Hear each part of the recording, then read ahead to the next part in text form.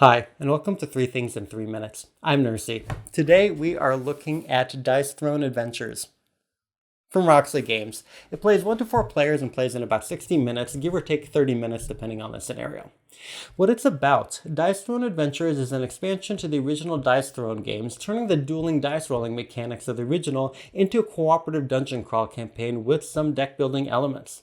Now, using any of the Dice Throne characters, players move through rooms in a randomly generated dungeon to fight monsters similar to the dueling style of the original game.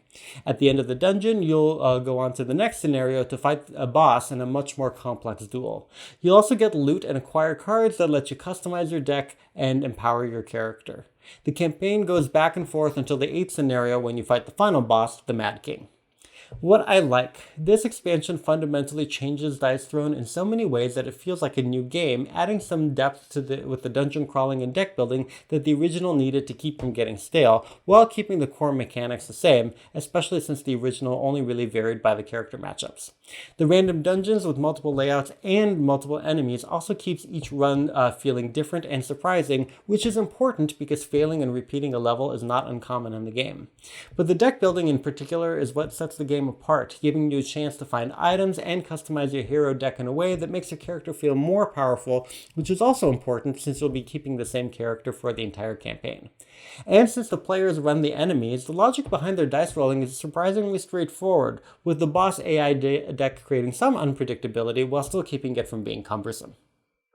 Now, points to consider. The core die rolling icon matching Yahtzee-inspired dice rolling mechanic of the base game is still the core here, meaning it won't change how you feel about the game's mechanics, though the enemies can be brutal and less forgiving than human opponents, leaving you less room for error or bad luck.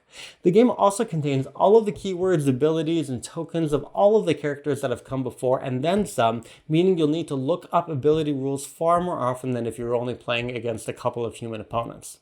And the loot from the combat is usually based on a d20 die roll, and buying and identifying random cards to make them useful costs money, which is actually pretty scarce in the game.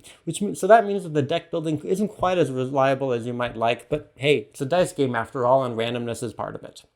So in summary, it's a cooperative dungeon crawl that, while building on the familiar mechanics of the original game, creates an experience that feels like a new one.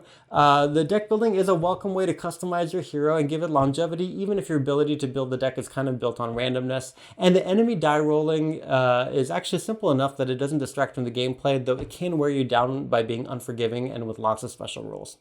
Thanks so much for watching. Please make sure you like and share this video and subscribe to the channel.